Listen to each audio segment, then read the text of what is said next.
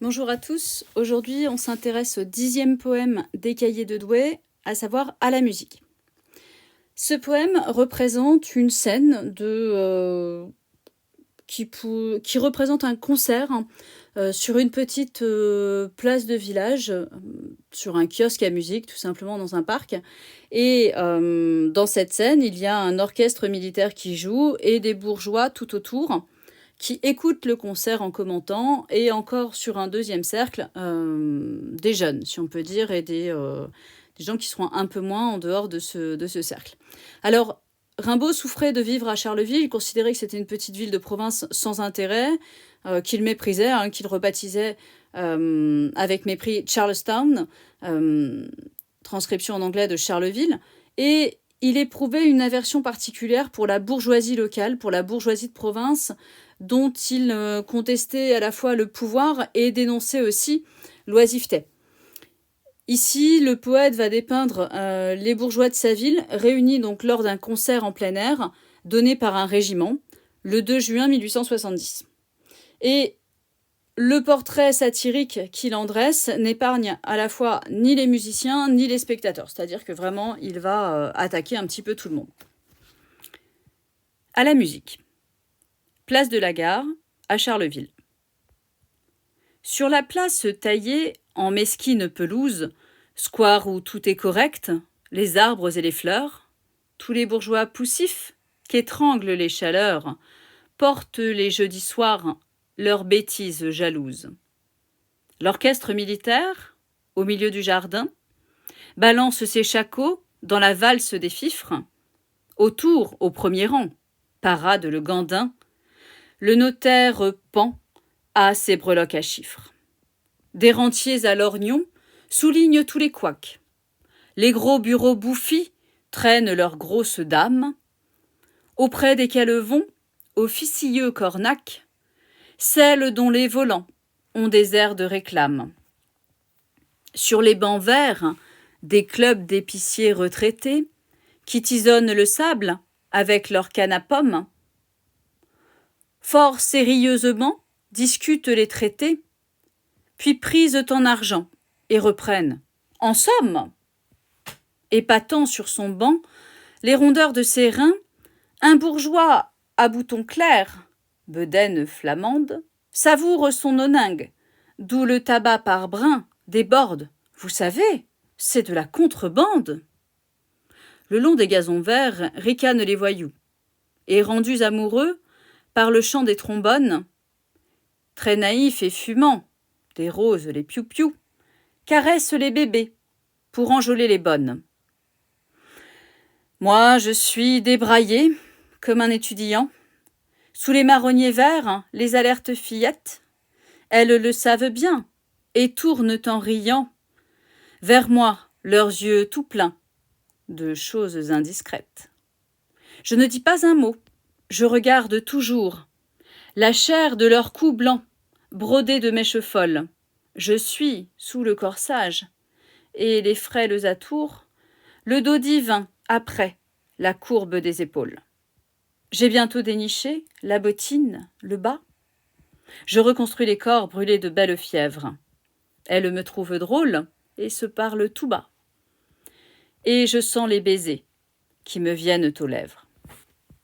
Alors, on voit que sur ce poème, on a d'abord la description d'un décor. D'accord, un décor, donc c'est ce que j'ai mis en vert. Vous avez d'abord une première notation, une sorte de dédicace, de lieu qui est mis en avant. Place de la Gare à Charleville. Sur la place taillée en mesquine pelouse, mesquine, vous avez une petite note, c'est misérable, étroit, c'est-à-dire qu'il faut vraiment tout tailler, et puis c'est quelque chose de mesquin, ouais, c'est à peine une pelouse. Square où tout est correct, c'est-à-dire qu'il n'y a pas un brin d'herbe qui dépasse, pas un arbre, pas une fleur. Donc on voit que vraiment tout est taillé au cordeau. Décor et cadre spatio-temporel, les jeudis soirs. Décor encore au milieu du jardin. Au premier rang, les bourgeois, le gandin, le notaire. Vous allez avoir encore sur les bancs verts le sable, puisqu'on a un kiosque à musique. Ces kiosques à musique, c'était des sortes de petites Vous avez ça dans un certain nombre de parcs, de petits cabanons ouverts, en fait, avec des petits croisillons. Très souvent, vous voyez ça. Et on a installé l'orchestre sous le kiosque à musique. Donc, on a le sable, le banc, le long des gazons verts, les marronniers verts. Donc, tout ça, vous créez ce décor de la place de la Gare à Charleville. Dans ce décor, on peut observer qu'il y a des bourgeois qui sont déjà notés comme poussifs, étranglés par la chaleur. On n'a pas de mal à l'imaginer en ce moment. Mais tous les bourgeois poussifs, c'est-à-dire que c'est le rendez-vous de tous ceux qui ont un peu d'argent dans la ville, et ils portent dans ce jardin leurs bêtises jalouses. Donc on voit déjà que l'attaque est directe sur la première strophe. Leurs bêtises jalouses, c'est-à-dire qu'ils vont faire des remarques à cause de la jalousie qu'ils éprouvent tout le temps. La richesse des bourgeois, elle est notée avec le notaire, profession qui gagne de l'argent, les breloques à chiffres. Donc les breloques à chiffres, des petits bijoux marqués pour l'initiale du possesseur. Le chiffre, c'était les initiales. Vous pouvez avoir un chiffre à la fois sur un bijou, si vous mettez les premières lettres de vos noms et de prénoms entrelacées, c'est ça le chiffre. Vous pouviez l'avoir aussi sur des mouchoirs, des draps, etc. Des rentiers à lorgnon, c'est-à-dire des lunettes. Et les rentiers, ce sont ceux qui gagnent de l'argent par la rente, ce qui s'oppose au salaire. Le salaire, vous travaillez pour obtenir une rétribution. La rente, c'est ce que vous touchez sur votre patrimoine. Donc, ça symbolise encore la richesse. Vous avez encore les volants pour les grosses dames qui supposent que leurs habits sont élaborés. Les gros bureaux bouffis, on pourrait le mettre aussi dans une forme de richesse, puisque s'ils sont gros, c'est qu'ils sont bien nourris. Pareil pour les grosses dames, d'accord, mais ce n'est pas un élément de richesse direct, mais quand même à l'époque. Vous avez encore les clubs d'épiciers retraités. S'ils sont à la retraite, c'est qu'ils n'ont plus besoin de travailler. Même chose pour la canne à pomme. La pomme, pareil, vous avez une note, c'est le pommeau, en fait, c'est ce qui tient dans la paume de votre main. On a ces tabatières en argent. La bedaine flamande, ici c'est le gros ventre. Bedaine flamande avec la bière et la nourriture riche. L'oningue et le tabac débordent de la pipe, ce qui montre que tout simplement le bourgeois, encore une fois, a de quoi la remplir en abondance. Donc on voit que le poète insiste sur la richesse des bourgeois. Alors, le portrait est peu flatteur parce qu'on peut observer que les bourgeois étalent leur richesse avec les lorgnons, les breloques à chiffres, les tabatières en argent ou encore la pipe qui est vraiment pleine de tabac. Et puis aussi, portrait peu flatteur des bourgeois dans leurs remarques. D'accord ? Alors, on avait déjà la bêtise jalouse au vers 4. On avait encore parade le gandin. D'accord, ce jeune homme élégant, mais le gandin, c'est du vocabulaire péjoratif. Le notaire qui pend à ses breloques à chiffres, des rentiers, enfin les rentiers à lorgnon, tout ça. La désignation est péjorative et vous avez encore ces rentiers à lorgnon qui soulignent tous les couacs. Il faut imaginer là un espèce de vieux bonhomme riche qui va souligner tous les couacs, c'est-à-dire chaque fausse note. Les gros bureaux bouffis qui traînent leurs grosses dames, même chose, le portrait n'est pas particulièrement flatteur. Ils les traînent parce que très certainement, si elles sont grosses, on parle de grosses dames, elles sont peut-être difficiles à manœuvrer. Et aussi eux-mêmes sont bouffis, d'accord, donc ils sont gonflés. Et vous avez encore pour ces grosses dames d'officieux cornacs.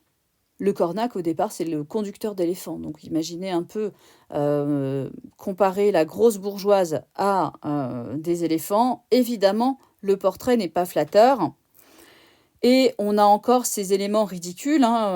Les bancs verts, les clubs d'épiciers retraités qui jouent dans le sable avec leurs cannes et qui, fort sérieusement, vous avez encore une diérèse sur sérieusement, discutent les traités, puis prise ton argent et reprennent ton somme. Donc ils veulent avoir des discussions très sérieuses sur les traités, sur l'actualité politique, et internationales de l'époque, et ils reprennent en somme, tous pour se donner de l'importance.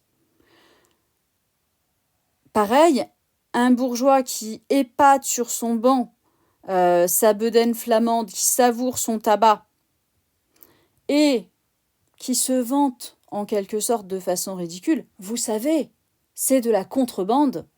C'est-à-dire, moi, j'ai le moyen de m'offrir un tabac de la contrebande et je m'encanaille un petit peu. Pareil, la description est ridicule. Donc, on voit bien que l'attaque contre les bourgeois, elle est très, très forte. Et le passage au discours direct dans En somme ou encore Vous savez, c'est de la contrebande rend le ridicule des bourgeois encore plus criant. Sur ce poème encore, donc, je vous ai fait remarquer au vers 11 la diérèse. Alors, officieux Cornac. La diérèse, c'est lorsque vous prononcez chaque voyelle. Vous voyez, on ne prononce pas officieux, 3 syllabes, on prononce officieux Cornac en 4 syllabes, tout simplement parce que ça permet d'avoir l'alexandrin. Il vous manque une syllabe si vous ne prononcez pas la diérèse, et ça permet en fait d'accentuer surtout l'adjectif de la même façon qu'on l'aura ensuite sur l'adverbe sérieusement. Donc l'effet, c'est d'accentuer cette comparaison des grosses dames avec des éléphants. Alors, d'autres personnes tout de même sont présentes sur cette place de la gare, puisque d'abord, on a, si vous deviez faire une lecture linéaire, on pourrait par le premier mouvement jusqu'au vers 20, avec la description des bourgeois, d'accord, la satire des bourgeois. Et ensuite, vous avez le deuxième groupe de personnes sur les 4 dernières strophes, pardon, à partir de 21. Donc, en face de ces bourgeois, il y a les jeunes. C'est ce que j'ai surligné en bleu. Les voyous, les piou-piou, c'est-à-dire les jeunes engagés. Les bonnes, caressant les bébés pour enjôler les bonnes. Moi, le poète, et les alertes fillettes. Donc on voit que ce groupe-là va être plutôt un groupe en face des bourgeois, les voyous qui s'opposent à l'ordre établi. Le long des gazons verts ricanent les voyous, n'ont pas l'air très violents non plus, mais ce sont les jeunes qu'on va considérer comme des voyous. Les piou-piou, et rendus amoureux par le chant des trombones, très naïfs et fumant des roses, les piou-piou. Donc vous avez une petite note pour ça, les simples soldats. Alors ils sont qualifiés de manière ridicule, parce que piou-piou, ça fait pour un soldat pas très viril, pas très courageux. Et on les désigne aussi de façon un petit peu ridicule, rendus amoureux par le chant des trombones. Qui peut être rendu amoureux par le chant des trombones? Sérieusement, d'accord? Le trombone, c'est pas spécialement un instrument sexy. Donc, l'expression est ridicule.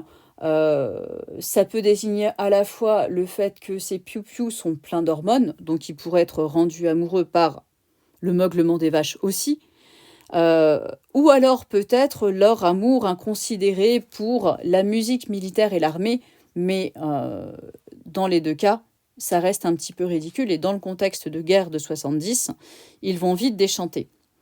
Caressant les bébés pour enjôler les bonnes, ce sont les bonnes d'enfants, d'accord, les nounous en fait. Enjôler, c'est-à-dire se mettre en joie, hein, littéralement, donc les rendre joyeuses. Et donc, il y a aussi le poète qui se désigne par moi, irruption de la première personne. Et on a encore dans ce groupe, en face des bourgeois, les alertes fillettes. Alertes, c'est-à-dire qui sont agiles, vives. Et ces alertes fillettes, elles sont observées par le poète. Et le poète va exprimer dans les 3 dernières strophes le désir amoureux du jeune poète. Vers moi, leurs yeux tout pleins de choses indiscrètes. On voit que les alertes fillettes paraissent peu farouches. Elles le savent bien et tournent en riant vers moi leurs yeux tout pleins de choses indiscrètes. Donc c'est la bande de filles traditionnelle, j'ai envie de dire. Je ne dis pas un mot, je regarde toujours, tout va passer par le regard, la chair de leur cou blanc brodé de mèches folles. Je suis sous le corsage et les frêles atours, le dos divin, après la courbe des épaules. Là, on voit le regard du poète qui va caresser en quelque sorte les jeunes filles et essayer de deviner le plus de choses possible. J'ai bientôt déniché la bottine, le bas. Peut-être que ces alertes fillettes s'agitent dans le jardin et donc le poète essaye de dénicher la bottine lorsque la jupe se lève, voire même le bas. Et il en va même en plus du regard à reconstruire le corps brûlé de belle fièvre, c'est-à-dire qu'il s'enflamme complètement, il est en train de les regarder, il n'en peut plus, et il imagine les corps des jeunes filles. Elle me trouve drôle et se parle tout bas. On imagine assez facilement la scène d'un jeune homme qui regarde et de jeunes filles qui se parlent tout bas, qui gloussent. Et je sens les baisers qui me viennent aux lèvres. Donc il reconstruit le corps par la pensée. Et finalement, la sensation devient presque palpable. Il sent les baisers qui lui viennent aux lèvres.